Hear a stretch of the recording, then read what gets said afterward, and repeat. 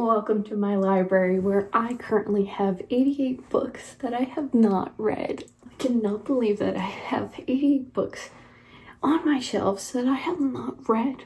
That's actually absurd of me to have that many books that I have not read yet. But today we're going to pick a book and we're just going to keep going because I clearly have a problem and I need to read books in order to solve that problem. So the good thing about having so many books that you haven't read yet, it's like going to a bookstore and picking out a book every time I go to my shelves. So let's do that. Let's pick a book to read. Here are my shelves on that side of the wall in case you've never seen them before. I'm obsessed, especially like all of the the way I panned them out and with the plants. Love it. And here is the other side where I have my chair and everything. Now the fun thing is I get to shop around my library and see what kind of book I'm in the mood for. Okay, I feel like I need to pick like a shorter book. I feel like I don't need a very, this lighting. I don't feel like I need a very long book because I just finished Billy Summers by Stephen King literally this morning. So I feel like I need a more light and fluffy book maybe, or a more romancy book because I feel like I need a little romance in my life and a book. But I feel like it's time for me to finally read Funny Story, which I love Emily Henry. I don't really know what's going on with this book. Picked it up when I was freshly postpartum and it just wasn't the time for me to read, I guess. I know everyone loves Emily Henry, but I do too. So I just wanted to say, I don't know what's happening, but I'm going to read this first because I was in the middle of it and I'm just going to start over to make sure I have everything fresh in my head. And let's get to reading because we have so many books unread.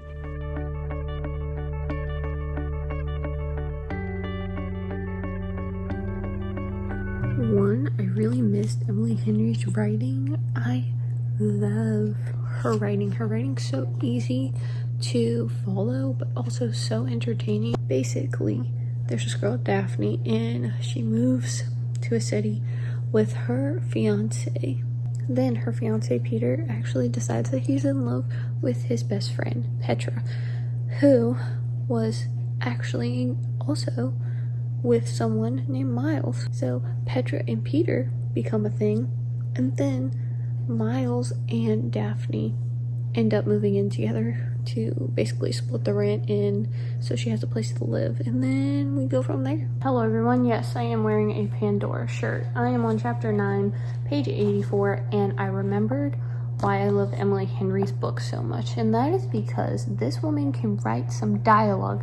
I just read Stephen King books, right, and they're very descriptive. I feel like there's a lot of description on setting and background and whatever, which I do appreciate, but sometimes I love a book with a lot of dialogue, and I feel like this is the book that I needed right now. Just I find dialogue easier to read than descriptive paragraphs. So I am having a grand old little time. And I remembered when I started this book months ago and then ended up soft DNFing it, I remembered how much I loved Miles because he gives me almost golden retriever vibes, but not fully golden retriever vibes. Like, he's very thoughtful, I would say. But I'm thoroughly enjoying both characters and the dialogue and everything that's happening. And we love a fake dating trope. I just read chapter 19 and poor Miles, I freaking love him. I feel so bad for him, obviously, with what we just learned about his past, but I fear that he may be one of my new favorite book boyfriends. I'm obsessed with this book, I think. Is this gonna be another 5-star Emily Henry book? Because I'm literally obsessed. I have no complaints. I have this much left, and something I love about Emily Henry is that she puts real world problems that the characters go through in the books. Like, Daphne has a problem with some of her family life, and Miles also has problems with some of his family life. Like, I feel like it's good for authors to write about things that people could possibly be going through because people are able to relate to the characters more, which makes them more intriguing and more real life. We'll see how much I get through today. Also, yesterday I started the audiobook for In My Dreams I Hold the Knife, But yeah, I was listening to that because I had a lot of driving to do yesterday. Obviously couldn't read while driving. But I am going to continue this book because this one is better than the one I'm reading on audiobook, and I love it. The way we just found out what this man did for her. I love him, I love him, I love him. I just finished, funny story. What can I say? It's 5 stars. I am obsessed with both characters. I love Daphne. I love that her character was very relatable. She went through some real world stuff, and like everything was just chef's kiss. I can't even talk, I'm so excited. But what can I say? 5 stars. Love it so much. Definitely recommend it. I honestly recommend all her books. If you want to know my favorites, beach read, happy place, funny story are my top 3 in no particular order, because I don't think I could pick at this very second which one I love more. That is one book done off my endless TBR, and now I'm gonna listen to the audiobook that I'm listening to, In My Dreams Hold a Knife, while I clean up my house and do my laundry, because I have left everything and I want to do it all on Monday. So gonna go listen to the audiobook. I wanted to show you the physical book of In My Dreams I Hold a Knife. This is it. This is how far I am currently into the book. I am enjoying it quite a bit. Really was not expecting to like this book as much as I am, which kind of annoys me because that means I've been having it on my shelf for how long? I don't even know how long, and I've just not read it. So audiobooks are reading books, by the way. I don't care if you feel any different to that, but I'm going to continue while I can.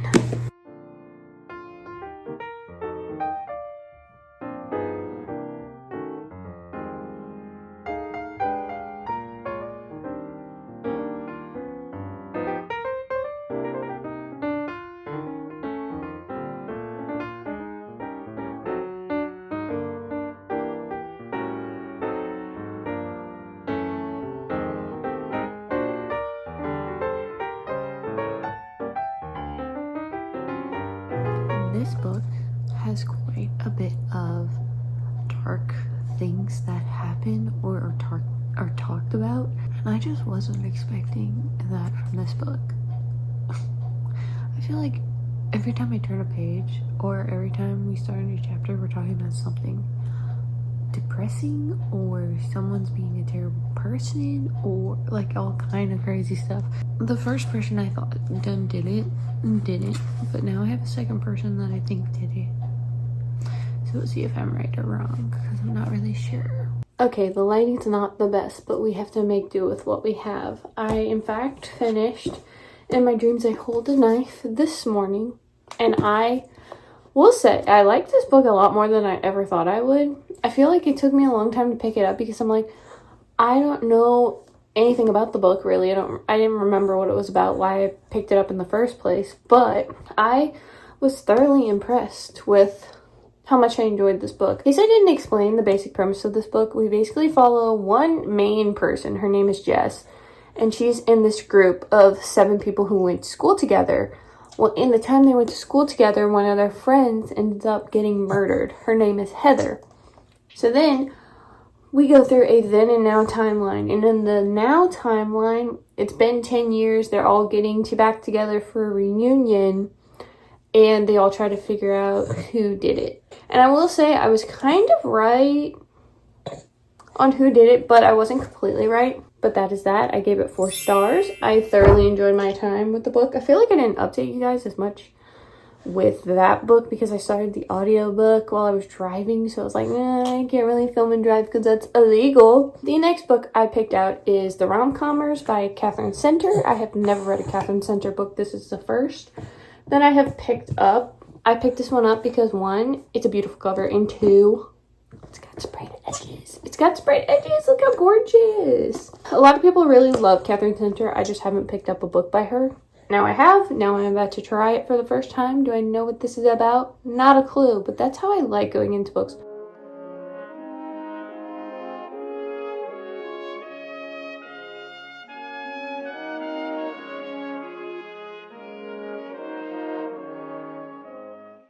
Good morning, everyone. I have been going through this book. This is how far I am. I'm literally obsessed with Catherine Center's writing. Oh my, I love it so much. I literally love that every now and then she'll refer to you, like the person reading the book, and she's like, I have to tell you this. Please tell me everything you need to tell me. The basic premise of this book is there's this girl named Emma, and she dreams about being a famous screenwriter.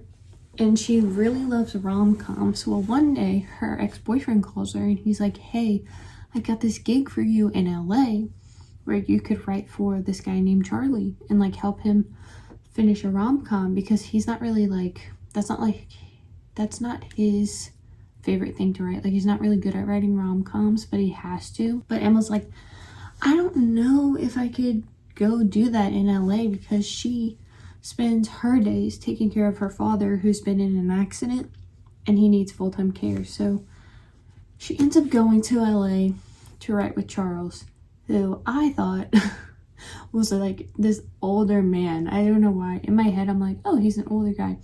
No, they're the same age, and it's a romance book. This is my first Catherine Center book, and I figure that I might need to read all of her books, because I'm loving her writing that much, and I'm loving the characters, and I love the banter between the characters. I have just finished The Rom-Commers by Catherine Center, and I gave it a 4.25 stars, which, yes, I am being picky. That is very picky, but look, I felt like it was above a 4-star, but not a 4.5.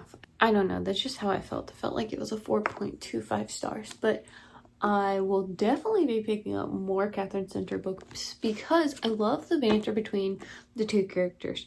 I really love the way their relationship evolved and the way they root for each other and everything. I also really enjoyed that she put in real world things, which apparently I really like that. I keep saying that. I feel like it was a lot to read about at first. If you know what happened in chapter 30, that was a lot for me to read about, but it ended up all being fine. So I guess it worked out. But yeah, really enjoyed it. I really will be picking up more Catherine Center books whenever I do go book shopping, because we all know I don't need to go right now. We are now down to 85 books that I have left on my physical TBR. 85. So we're making progress. We're making some good progress. I need to pick a new one now. I have my two options. I have The Layover, which I just love this freaking cover so much. And it also says, a super fun, witty, and romantic enemies to lovers rom-com that had me flying. And then I also have The Dead Romantics, and I love this author because I literally gave The 7-Year Slip a 5-star because I love this book so much. They had like a little magic in this book, and I was obsessed. Still am obsessed with this book, to be honest. If you ever need a good book to read, The 7-Year Slip, love it. Also love the character's name in it. It was Clementine, and I like the book when I remember the main character's first name. Yeah, I'm just gonna pick this one up. Have I heard if people like this book or not? No, but I have in fact loved the cover for so long, so I'm just gonna read this. This is our next pick.